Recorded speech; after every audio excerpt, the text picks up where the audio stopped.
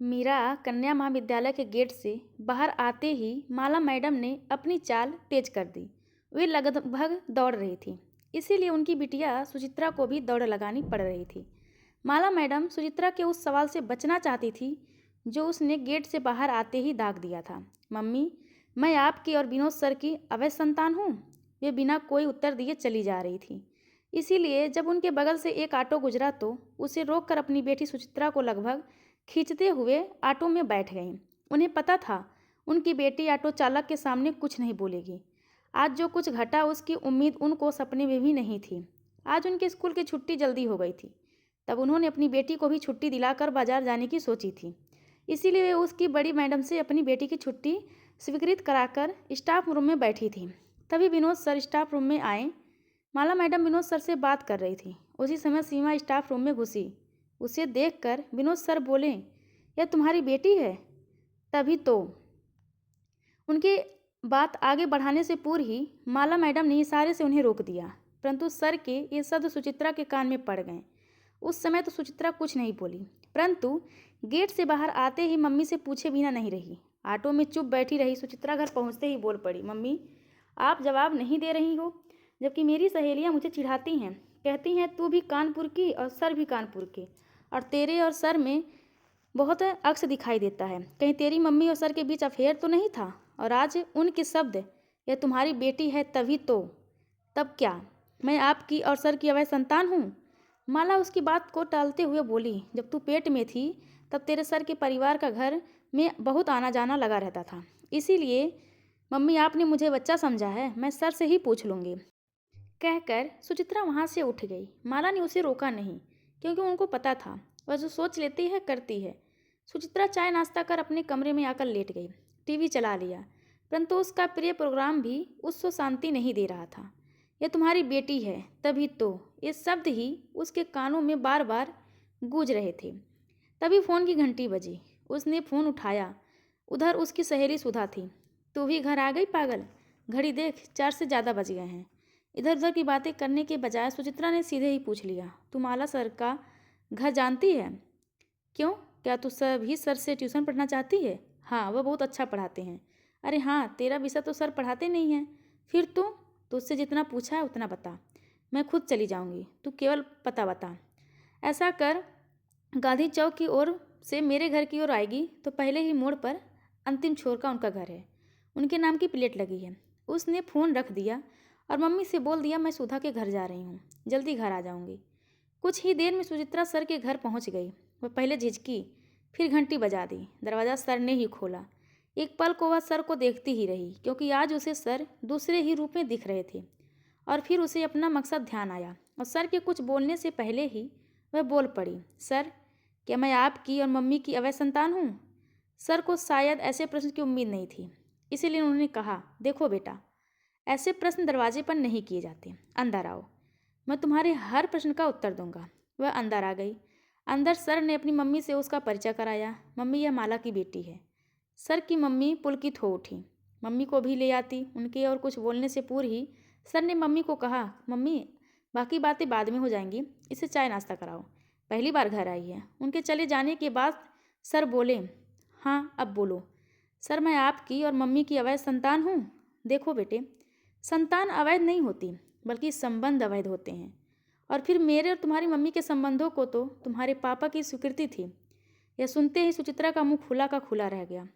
उसे विश्वास ही नहीं हो रहा था कि कोई इतना नीचे भी गिर सकता है। उसे यह समझ नहीं आया कि पापा की क्या मजबूरी थी। उसकी परेशानी भाप कर सर बोले, शांत होकर बैठो, मैं सब बताता हूँ। तुम्हारी मम्मी की शादी आम हिंदुस्तानी शादी थी। पहले 2 साल शादी की खुमारी में निकल गए और फिर कानाफूसी शुरू हो गई कि घर में किलकारी क्यों नहीं गूंजी। पहले घर से और फिर आसपास तुम्हारे पापा के दोस्त ताना मारने से नहीं चूकते। उधर उनकी मर्दानगी पर भी चुटकुल्ले बनने लगे। साथ ही डॉक्टरी रिपोर्ट ने आग में घी का कार्य किया। कमी तुम्हारे पापा में मिली। तुम्हारे पापा ऑफिस का गुस्सा घर में निकालने लगे। उन्हीं दिनों हमारा परिवार तुम्हारे पड़ोस में आ गया। तुम्हारी मम्मी हमारे घर आ जाती, मैं तुम्हारी मम्मी के बाजार के काम कर देता। तुम्हारी मम्मी कोई बच्चा गोद लेने को कहती तो तुम्हारे पापा नाराज हो जाया करते थे। उनको अपनी मर्दानगी दिखानी थी। मेरे और तुम्हारी मम्मी के बीच निकटता बढ़ने लगी। तुम्हारे पापा ने हमारी निकटता को इग्नोर कर दिया। फलस्वरूप हमारी निकटता और बढ़ती गई और उस मुकाम तक पहुंच गई जिसके फलस्वरूप तुम अपनी मम्मी के पेट में आ गई। वह दिन मुझे आज भी याद है जब मैं तुम्हारे घर पहुंचा, तब तुम्हारी मम्मी के शब्द कान में पड़े। उन शब्दों को सुनते ही अंदर जा रहे मेरे कदम रुक गए। तुम्हारी मम्मी कह रही थी, लो अब तुम भी मर्द बन गए, मैं गर्भवती हो गई, अब दोस्तों के सामने तुम्हारी गर्दन नहीं झुकेगी। मुझे लगा कि मैं सिर्फ एक पुल था जो तुम्हारे पापा को मर्द साबित करने के लिए इस्तेमाल किया गया था। मुझे तुम्हारी मम्मी पर गुस्सा आया, सोचा कि वहाँ जाकर अपनी नाराज़गी जाहिर करूँ, लेकिन फिर मुझे तुम्हारी मम्मी पर तरस आ गया। मैं वापस घर आ गया। उसके बाद मैं कभी तुम्हारे घर नहीं गया। उसी दौरान मेरे पापा का तबादला हो गया। जिस दिन हम जा रहे थे उस दिन तुम्हारी मम्मी हमें छोड़ने आई थी। वे कुछ नहीं बोली, लेकिन उनकी चुप्पी बहुत कुछ कह गई। मैंने उनको माफ़ कर दिया। सर की मम्मी जो वहाँ आ गई थी, उन्होंने ये सब सुन लिया था। बोल पड़ी, बेटा इसने खुद को माफ़ नहीं किया और अब तक शादी नहीं की। तुम्हारी मम्मी की खबरें रजनी आंटी से मिलती रही। तुम्हारा जन्म हुआ, तुम्हारे पिता ने पार्टी दी, लेकिन बताते हैं कि उनके चेहरे पर वह खुशी नहीं दिखाई दी जो एक बाप के चेहरे पर दिखाई देनी चाहिए थी। तुम्हारी मम्मी और पापा में झगड़ा और बढ़ गया।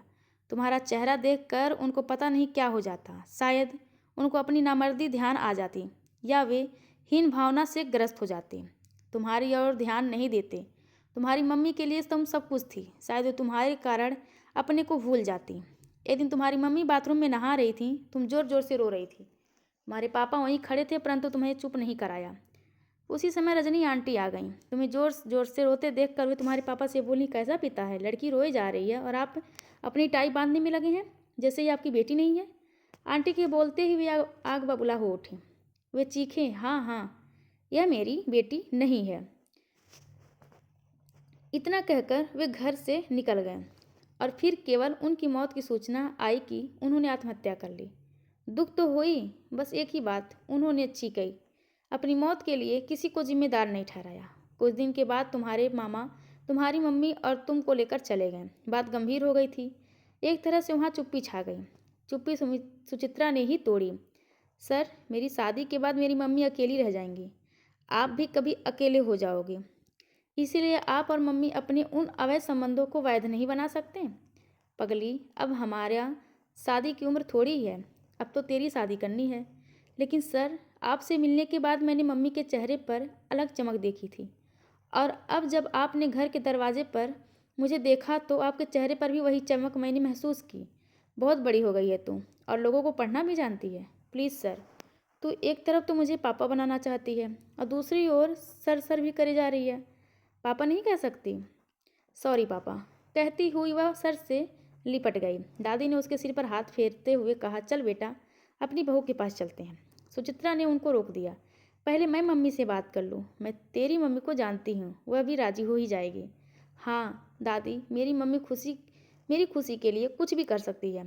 सुचित्रा वापस घर जाने के लिए उठ खड़ी हुई। तब विनोद सर उसे छोड़ने आ गए। उधर माला सुचित्रा के लिए चिंतित हो रही थी। दरवाजे की घंटी बजी। दरवाज़ा खोलने पर सामने सुचित्रा थी। माला चीखी, कहाँ गई थी? पापा के पास। तेरे पापा तो मर चुके हैं।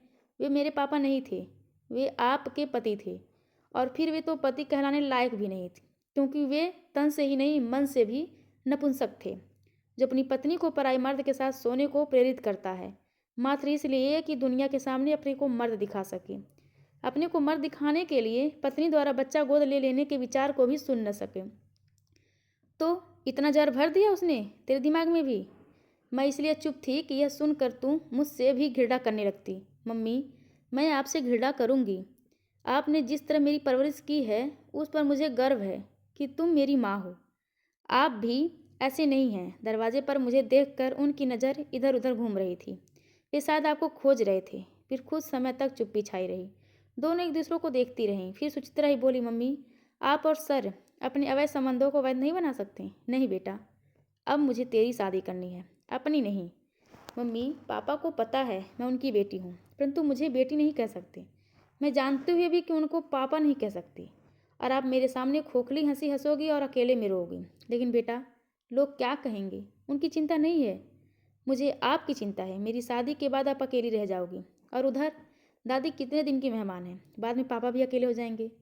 माला विचार मग्न हो गई। फिर अचानक बोल पड़ी, तू अकेली आई? कैसा पिता है? जवान लड़की को रात में अकेला भेज दिया? नहीं मम्मी, पापा आए थे। फिर अंदर क्यों नहीं आए? मम्मी, मैंने मना कर दिया था। मैं चाहती थी कि पहले मैं आपसे बात कर लूँ। ओह क्या बात है, बड़ी समझदार हो गई है मेरी लाडली। तभी फ़ोन की घंटी बजी। सुचित्रा ने फ़ोन उठाया, उधर दादी थी। उसने फ़ोन मम्मी को दे दिया। मम्मी बोली, नमस्ते आंटी। अरे मैं अब तेरी आंटी नहीं न, बल्कि अब तेरी सास हूँ। इसके बाद की कहानी भी छोटी सी रह गई है। सुचित्रा के मम्मी पापा के अवैध संबंध वैध बन गए। सब बहुत खुश थे। सबसे ज़्यादा कौन खुश था बताने की ज़रूरत नहीं। अब आप लोग ही बताएं, दोनों की शादी करवाकर सुचित्रा ने सही किया या गलत। दोस्तों, यह कहानी आप सभी को कैसी लगी कृपया कमेंट करके ज़रूर बताएं और चैनल को लाइक शेयर सब्सक्राइब करना बिल्कुल ना भूलें। धन्यवाद आप सबका।